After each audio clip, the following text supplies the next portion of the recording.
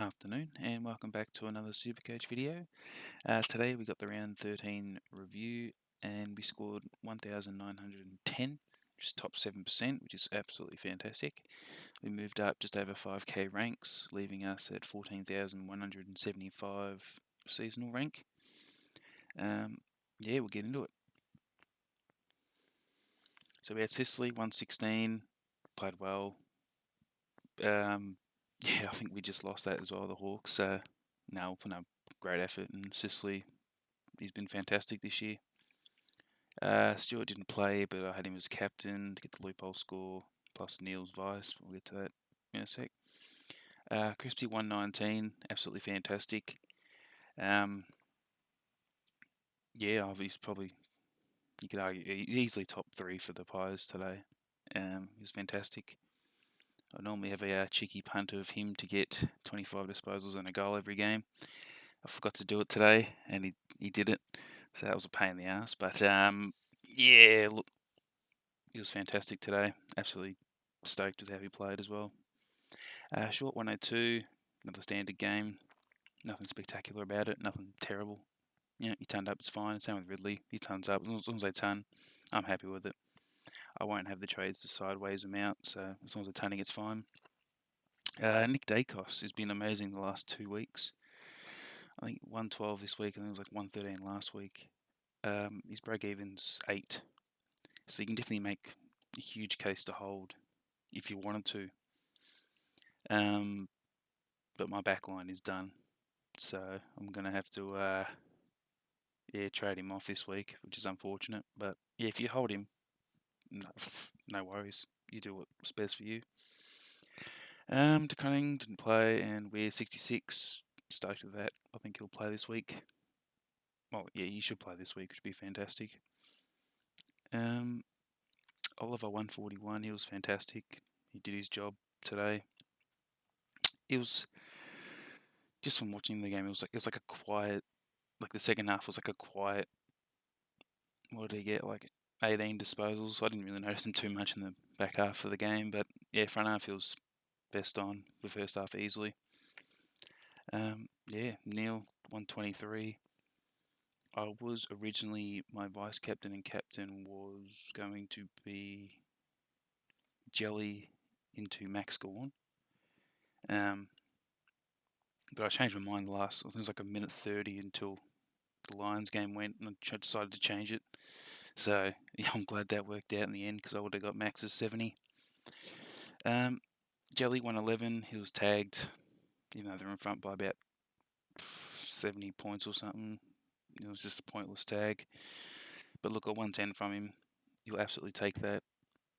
I think there was some sort of news that he hurt himself or something. Apparently that's nothing, which is good considering my other pick that I got in this week. Mills didn't play, so Parrish brought him in.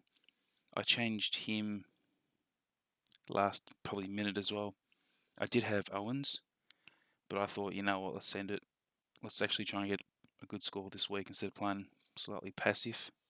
And look, Parrish, he scored a 51. Injured his calf, got a corky. There's rumours that he might be right for this week. I'd rather he just takes the week off, personally. But yeah, Mitch Owens, he got concussed on 30 or something, so I guess you could say I sort of won that trade. But yeah, nobody really won if you had either Parrish or Owens.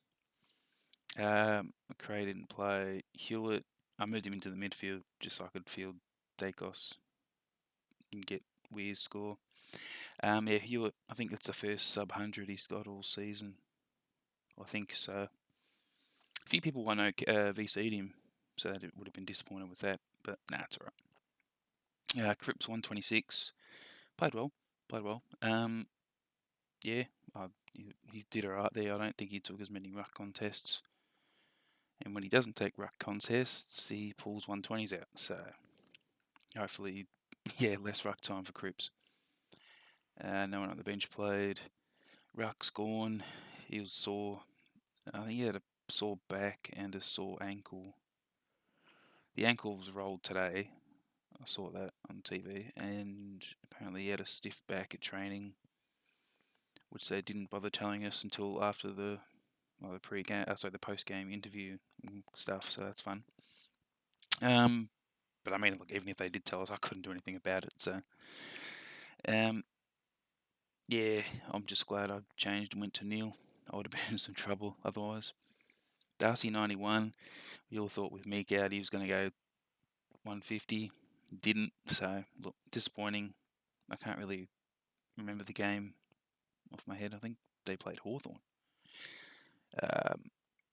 But yeah, look, 91. You just take it. No, not much you can do. Teagle did not play. I think the Port Adelaide coach came out and said the Finlayson Dixon combo is something that they are looking to just keep.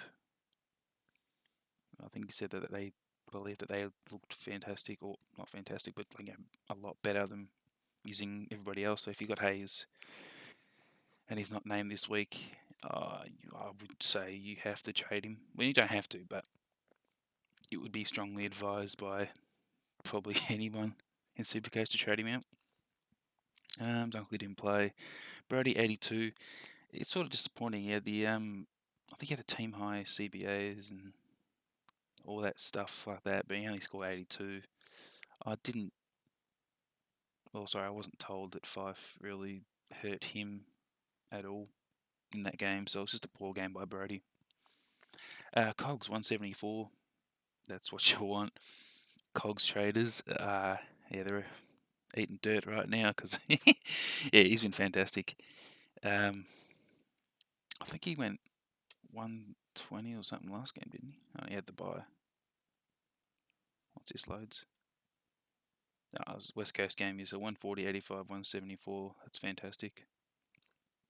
3-round average of 133, and people would have traded him out then, just before the West Coast game. So, yeah, I'm loving it. Martin didn't play. Butler 40. Look, he played. He's done his role. He survived. Yeah, we'll just keep him on the bench now, I think, unless he's named and someone else isn't.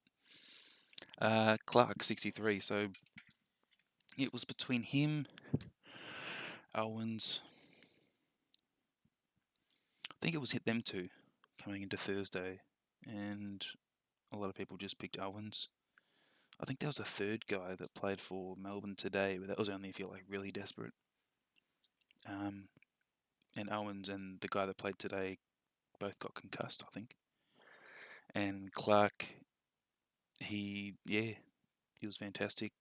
Well, fantastic first half, second half, a bit quiet, but that's fine. I think he holds his spot. He should play. So if you grabbed him, you're laughing at this stage, and if you grab the other two, you're not laughing as much. And the other two, Jeffrey and Rioli, didn't play. So trades for this week. I'm getting rid of Dacos. I'm going to shove Hewitt back. Drop DeConning and McCartan. So it's time to get rid of them. If this doesn't freeze, yep. Alright. Look, you can definitely hold all three if you wanted to, but the people that I'm bringing in have low break-evens and they have favourable matchups for this week. So there's two people in the defence. I think one's Durden, the one that I'll bring in just for now, and the other one's he plays for Essendon. I think it's Ambrose or Ambrose or something. No, alright. There you go.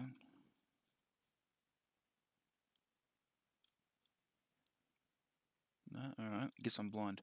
Well, it'll be Durden then. Then we move Butler into the midfield. And the two people I'm bringing in some form, I need pods. I need high-performing pods. The one that I had a look at, or one that I was pretty set on bringing in last week after their game, was Jeremy Cameron. I know he's a forward, but he's in some fantastic form, and he's playing West Coast this week. He's coming up for 150. He's got a 3-round average of 120, only 2.8% of teams. He is loving life. He's in great form. Coach loves him. He loves himself. I'm going to take the risk and bring him in this week. And the other risk that I'm bringing in is Himmelberg. So I haven't actually seen him play the last 2 weeks, but from what people have told me, he's got pretty much the Jack Zeeble role from last season, where he pretty much makes love with the ball every time it enters the defensive 50. So I figured, well, why not? Because if, let's say I'm not bringing in Himmelberg,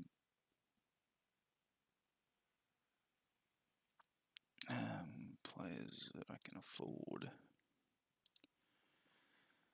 I mean, what, Liam Baker, maybe, Darcy Kemp, I've got the buy, Jack Graham, Zach Butters, Taylor Walker, maybe, Gresham, no.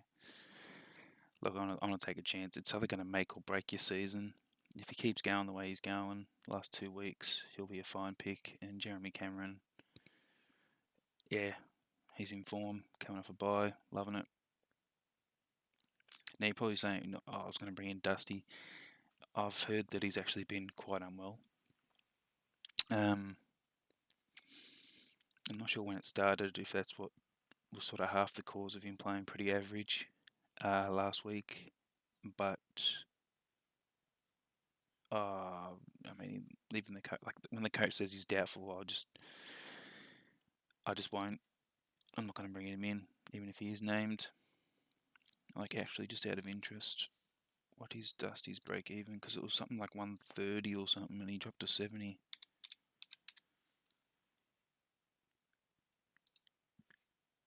His break even's 120 still. When does his break even settle? After this week. So if I'm actually set on bringing him in, it'll be after Carlton. But I am planning on getting in the Bont, who I think also has a 120 break even. Let me just check that real quick too.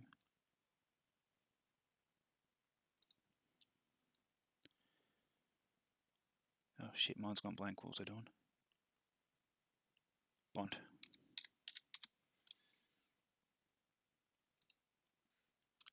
$132 break even against the Giants. Yep.